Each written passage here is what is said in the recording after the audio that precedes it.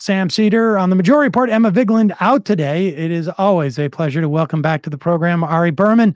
Is the national voting rights correspondent for Mother Jones Magazine, author of 2 books, if I'm not mistaken. The most recent three. Apologies. You always miss one of my books. There's always one I miss. But the most recent, Minority Rule, the right-wing attack on the will of the people and the fight to resist it. Your first one was actually a campaign book, right? Herding donkeys. Yeah, I just don't like it that much. So I just don't. That's why I don't talk about it either. I sense that. Yeah. Ari, great to see you. I've talked a little bit about these stories peripherally, and it's hard to know how much impact they're going to have. But the context in which we're discussing these things are that Donald Trump won the 2016 election with 70,000 votes over the course of 3 states. I think Biden won with a margin of even less than that over the course of like 4 states. So when we're talking about 5,000 votes, 10,000 votes, 15, 20,000 votes, that's a big deal, even though we're talking about states with millions of votes. And so any tiny change to the voting processes can really have a big, big impact. And you've obviously been writing about this. When you, if you were to put like a little siren on top, which state right now would get that siren? Well, I've been doing a lot of sirens on Georgia recently, because that is the state where the Trump campaign seems the most dead set on trying to rig the election ahead of time. They're basically rerunning the 2020 playbook, but now they're doing it before the election. And I think the state where they're doing it the most clearly is Georgia, because they are changing how elections are run and potentially how elections are certified there through the state election board, which now has 3 Trump MAGA election denier appointees as a controlling majority. And so they are passing the greatest number of rule changes that could lead to disputes over how votes are counted, that could lead to election officials not certifying the results. And they're also doing it at the 11th hour when it could cause the greatest amount of impact and confusion. And I mean, Georgia seems like almost like the least likely because of the hostility between Kemp and Trump and was it Raffensperger? Raffensperger. Yeah. I mean, you know, Georgia's the place where they recorded Trump saying, like, I just need a couple of more votes. But this board is independent. So what is what are Georgia state officials doing in terms of like this board, and what is the board specifically doing? So Georgia, that's true. The Republicans in Georgia did stand up to Trump, but Georgia is still the only major swing state in which Republicans control all levels of government. So that's why this is happening. It's not so much that Georgia's strategic as much as this is the place we can do it. Yeah, exactly. I mean, Georgia was the only place where they could take over the election board in this kind of way. So what happened was they purged the Republicans that stood up to Trump from the election board. Brad Raffensperger, the Secretary of State, who resisted Trump's demand to find 11,780 votes to reverse Biden's victory, he was kicked off the election board by Republicans. They changed the composition of the board. They gave the legislature and the Georgia Republican Party the power to appoint a majority of the board. They appointed election deniers to that board. Trump famously campaigned in Georgia and Atlanta and praised these election board members who no one had ever heard of before then as pit bulls fighting for, I think he said, honesty, transparency, and victory. And then the board started passing all of these rule changes. And what the board can do is they can give guidance to counties in terms of what the law says. So they said that counties must undertake what it called a reasonable inquiry before certifying the election without specifying what a reasonable inquiry meant. They said that counties were entitled to all election-related documentation, which is a very broad list of documents. They most recently said that they need to hand count ballots on election day. All of this could be used as a pretext for Republican county officials not to certify an election if a Democrat wins. My understanding too, I mean, on top of all this, the hand count, like the Well, like, what is the sort of subtextual strategy here? Because there seems to be like an idea, and I think always about the Republicans in Pennsylvania who said, like, you can't count early ballots until the end of the election on election day, which makes no sense unless the idea is we want these elections to sort of like we want the results to be delayed. Like, what is the value? What is the sort of strategic subtextual value to Republicans to delay the counting of the votes, essentially? Well, so they can weaponize it to their favor, because as you mentioned, in 2020, all of the state legislatures had the power to authorize the counting of mail ballots in a quicker kind of way. They refused to do so. And then, of course, it took longer to count those ballots. And then Trump weaponized that delay. And that was the beginning of his let's overturn the election argument, was that these states flipped in some kind of way because it took longer to count mail ballots, and his lead disappeared, basically. And that was the beginning of his campaign to try to steal the election. So what's going to happen in Georgia? And we should just say, like, the lead doesn't disappear. It's just that there's only a certain number of ballots that have been counted. Well, exactly. Like, there's no real lead once everybody's voted. But the thing is everyone in the media explained this ahead of time, and everyone knew it was going to happen. And then when it happened, Trump pointed to it as Exhibit A for the conspiracy that Democrats were rigging votes in Atlanta or in Milwaukee or in Phoenix or wherever it took longer to count ballots. So what's going to happen in Georgia is, because they now have to hand count the ballots, and the interesting thing is they're not actually hand counting votes. They're just comparing basically the machine vote count to a hand vote count, but that's going to take longer. And so what's happened is the results in Georgia are going to take longer. If there's some kind of delay, Trump's going to try to weaponize it. Then if counties don't certify the election, that could lead to a longer delay. What's likely going to happen is that some counties are going to refuse to certify. They have to certify by the Monday after the election day, so basically 6 days after. There's going to be some period of time in which they don't certify, and then likely what's going to happen is Republican officials like the Secretary of State are going to take them to court. The courts are going to say they have to certify, because that's what happened in other states. But if that period of time when they don't certify, which could be a day, 2 days, 3 days, a week, that's going to leave a tremendous amount of space for Trump to spread disinformation about the vote counting process if that happens. And we should say, like, I mean, I know you remember the 2000 election. I mean, so much of, we think it's like the vote is what the vote is. But even in the Supreme Court ruling, Bush v. Gore, they were hyper conscious of the perception of who won. In fact, they ruled that it would be prejudicial to George Bush if it appeared that he hadn't won in some fashion, which of course he hadn't won yet. There was no winner to the election.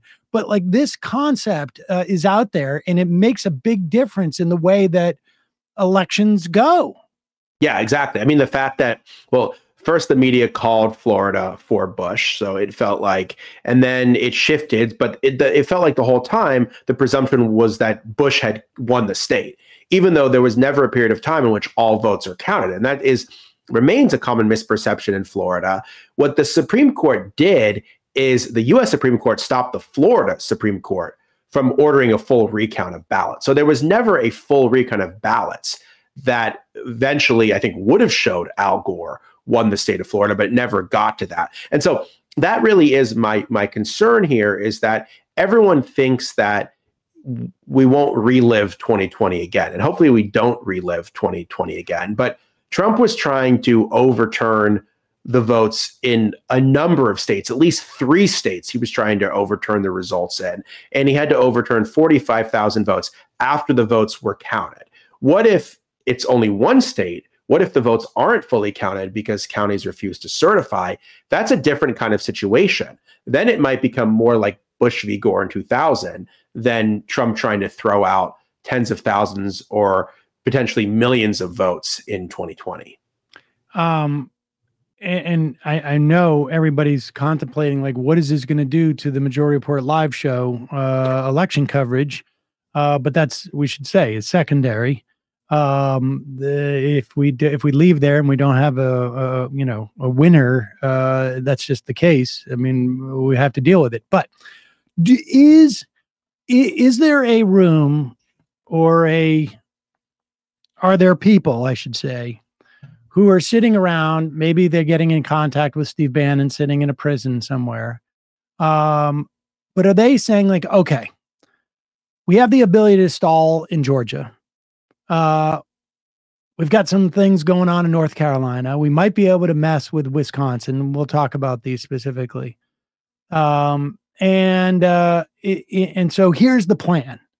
We're going to try and get one of these states to drag it out for a week, and then we're going to do X, Y, Z. Like they've got a plan, right? I mean, it may or may not, it may be sort of bananas, or maybe not, but they've got a plan, right? I mean, this isn't willy-nilly. Exactly. And I think Georgia is the most concrete evidence we've seen yet of that plan, because what you have in Georgia is you have the national Trump officials, the people who tried to subvert the 2020 election, working with the state officials. So you see people who were, for example, Trump's lawyers in 2020, Cleta Mitchell, the Republican activist that was on the call with Brad Raffensperger, where Trump said that he wanted to reverse Biden's victory. I mean, she's been working with these local county board of elections. I mean, they're not getting this from nowhere. They're putting rule change after rule change after rule change through this board. And clearly someone is advising these county election officials, because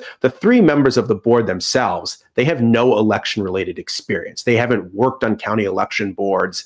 They're people who came through basically the Stop the Steal movement in 2020. So they're getting their information from somewhere, and it's being fed by national conservative organizations, groups with ties to Project 2025, all of that. Georgia's not going to be the only state they focus on, but it's where they have the greatest amount of power. Now, they're certainly going to try to rerun that playbook in other swing states. The question is, are there other officials that could do something about it in the other swing states? For example, in Michigan and Wisconsin and Pennsylvania, there's Democratic majorities on the state Supreme Court there. So it would seem hard to pull it off there. There's Democratic secretaries of state or Democratic legislatures. One, remember in 2020, Trump tried to drag the leaders of the Michigan and Pennsylvania legislatures to the White House to overturn the results. Well, Democrats now control the Michigan legislature, and Pennsylvania is split. So in some ways, they have less of an ability to do this, but they're also a lot more organized and sophisticated, because in 2020, I'm sure you remember this, Sam, it was the Four Seasons Total Landscaping, Rudy Giuliani hair dye down the face type of election stealing. Now they control election boards in states like Georgia. So they can do this through more the quote unquote normal channels, and they can set it up before the election, which they think will be more effective. So in those states where they don't have the same amount of power they have in Georgia, where they control all levers of the government, we're talking about the Republicans, it seems like the sort of like second order strategy is to delay the vote counting. And we're seeing that we saw that in North Carolina, where they had to basically shorten the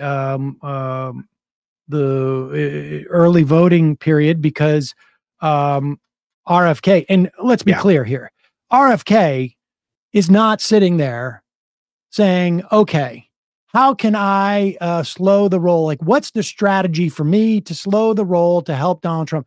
Somebody is telling his campaign, this is what we're going to do. Republican lawyers are coming in and saying, here's where we're going to challenge this and that. So for instance, what's happening in Wisconsin with Kennedy? Well, I mean, RFK has been trying to get his name off the ballot everywhere, and he's had mixed levels of success. But in North Carolina, what he did is he basically waited too long to try to get his name off the ballot, but then got bailed out by a very conservative court then, which said that— to be fair, he had to go and see if Harris would respond to his requests for a job before he went to Trump to see if Trump would be interested. And after Harris wouldn't respond to him, you give a proper amount of time. Like, when are you going to respond to me? Hey, I'm really interested in this. It doesn't work out. Then he's got to go visit Trump and make the same deal there, because of course he is above all these type of petty politics, and it's not transactional at all. Yeah. So there was a lot of deal why making that, yes. he didn't know that that's what his strategy was going to be at that point, because he hadn't been told by the Trump people yet what his strategy should be in terms of yeah, and he may have also been preoccupied of sending text messages as well. That So also sometimes when you have people, was. believe me, look, whether you're being victimized by someone paying you $5 million for what do you call it, for putting out videos, or you keep blocking people who keep sending you nude pictures, and then you unblock them because you think they're going to stop sending you nude pictures, and then you block them again. There are things where you can be victimized by this.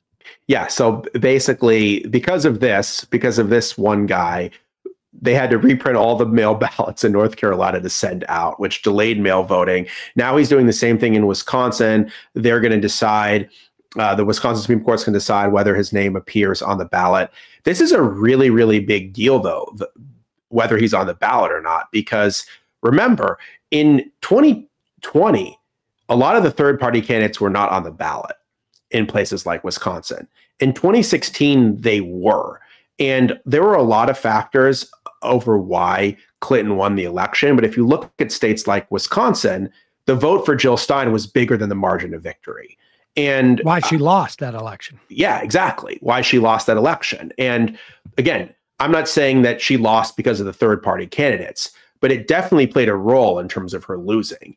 And it also helped Biden that they weren't on the ballot in places like Wisconsin in 2020. So Democrats sued to knock some of the third-party candidates off the ballot and succeeded in 2020. And so whether or not they're on the ballot, it's going to vary state by state, but that could have an impact in terms of not just RFK, but also Cornel West, Jill Stein, and others. Right. And RFK in this instance appears to be taking more from Trump than he is from the Democrats. So in some ways, Trump has an RFK problem that is akin to the problem that Harris might have in terms of like Stein or West or something to that effect. Yeah, I mean, there still might be people who, even though RFK has dropped out, like RFK and don't like Trump. I mean, I'm not like predicting what Joe Rogan is going to do when he goes and votes, but you could imagine some people still voting as a protest vote for RFK if they see his name on the ballot, and being less likely to do so if he's not on there. So where else? Georgia is a hot spot. Wisconsin, we're going to find out. North Carolina, at the very least, the early mail balloting was delayed by 3 weeks.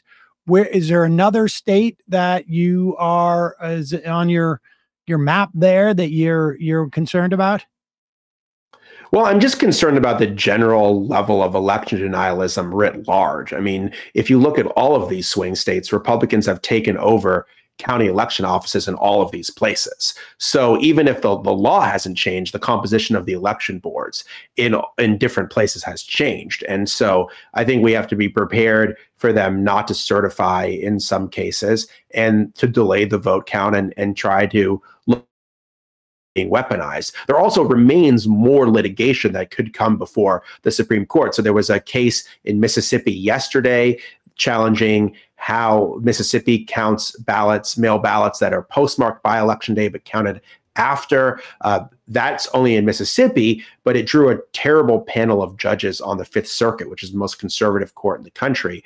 And if they rule against Mississippi, which is amazing that they're going to rule against a voting law in one of the most restrictive states for voting in the country. But in any case, if the Fifth Circuit says that these ballots can't be counted if they arrive after Election Day, even if they're postmarked before Election Day, this was a big dispute in 2020, then that could go to the Supreme Court, and the Supreme Court could say that that applies nationally, which would change, I think, something like 17 states. Not all Democratic states, by the way. There's also places like Ohio and North Dakota that would fall into this category. But that could really disrupt voting laws writ large as well. So there's still a lot of litigation that's before the courts, even though basically voting has started in a number of states and will really ramp up in the next few weeks. So what, from your perspective, like what can we do? Is it just like awareness, like make people aware the fact that, there's going to be a delay in terms of results, and therefore, don't let the conspiracies fill that vacuum in terms of explanation, or what? What do we do? Well, I mean, I think people should be volunteering to work the elections, to be poll workers, to be poll watchers, to make sure that voters have a smooth experience writ large. And then I think people should be going to these local election meetings, contacting these local officials, contacting the statewide officials, and making sure that people follow the law. This isn't about saying you should vote for one party or another. This is that you should follow the law. In every single state, including Georgia, certification is mandatory. Certification is not optional. So if Republicans refuse to certify the election, they won't just be exercising their own discretion. They will quite literally be breaking the law. And so that should be the message going forward, is we want the law to be followed, no matter who wins the election. And I think one of the things that has been disturbing over the last few years is that if you look at a lot of these meetings, if you look at a lot of the people who are being recruited, they're the election denier types. And I've always been wondering, like, where's the other side of this? Do Democrats just have a bunch of good lawyers, but no actual boots on the ground? So to me, a lot of people stepped up and worked the polls in 2020. And there was a lot of really good voter education in terms of how to be able to vote. And I think that was one reason that we had the highest turnout in 120 years. It wasn't just the candidates, that so much information went out about the importance of voting and how to do so. That you haven't heard as much about that now. And also the energy in terms of the election process is on the right, because they're the ones that believe the election is stolen, whereas the other side basically believes the system has worked and will work again, despite the fact that there's some major vulnerabilities in our system, not to even bring up all the undemocratic ways that we still run elections in this country. Namely, number one, that we're talking about an election that's going to be decided by 6 or 7 states as opposed to all 50 states. And once again, we're looking at a situation where a candidate could win the electoral college and lose the popular vote, which I just never can remind anyone too much how ridiculous that system really is. It's really ridiculous. And the other thing that really concerns me is that the ultimate arbiter of this could end up being the Supreme Court. Yes. And I always considered 2000 to have been a bag job. And this is this 6-3 court. I think their reluctance is in negative territory in terms of. I have a lot less faith in them after the immunity decision.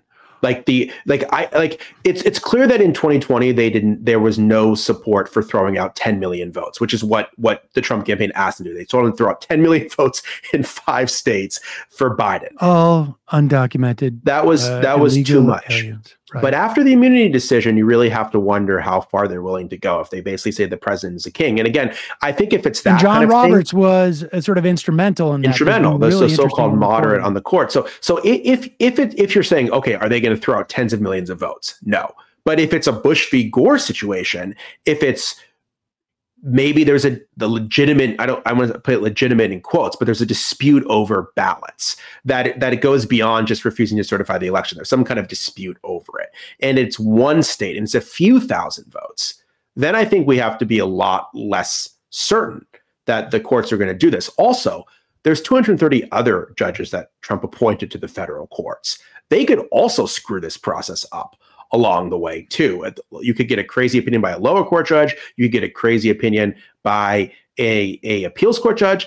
In 2020, also, the Wisconsin Supreme Court voted 4-3 not to overturn the election results there. So they were 1 vote short. That court has shifted, but you could imagine potentially another state Supreme Court. Maybe it's Arizona, maybe it's Georgia, maybe it's somewhere else that does something unexpectedly and democratic norms hold. So if this thing goes to the courts, it makes me nervous. I don't think we can necessarily think that because it didn't happen in 2020, it won't happen again.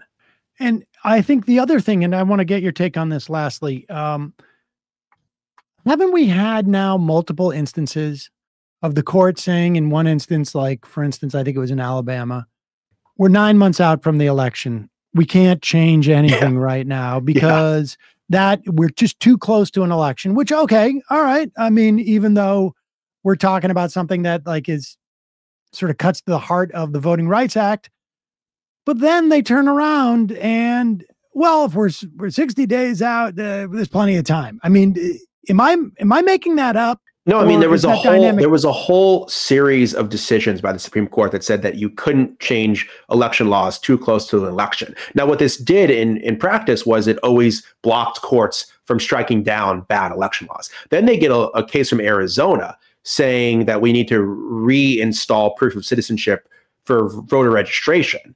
And the Supreme Court greenlit it right before mail voting started in the state, violating their own kind of laws. So it feels like there's a double standard here. You can't change voting laws if it's going to help people vote before the election, but you can change voting laws if you can hurt people's ability to vote. And it just goes to show you that there's no real principle behind any of this. So much of it is motivated by what's going to benefit Republicans and conservatives. And I think that's been very clear for a while now, that is the purpose of the 6-3 supermajority, that over and over they're going to weigh in on the side of trying to boost the interests of the Republican Party and the conservative movement, except in the sense where it's just so extreme, like with overturning the election, that they can't get involved. But whenever they can get involved within the normal bounds of the democratic process, they will. Ari Berman, national voting rights correspondent for Mother Jones, author of Minority Rule, the right-wing attack on the will of the people and the fight to resist it. Thanks so much for your time today. We'll, of course, link to your 3 books, but maybe shadow ban one of them. And you're writing at Mother Jones. Thanks so much for your time. Thanks so much, Sam. Great to talk to you. Hey, folks, don't forget to hit the subscribe button and check out our daily show. We do it every day at 12 p.m. Eastern for about 2.5 hours. We even take phone calls. You should check that out.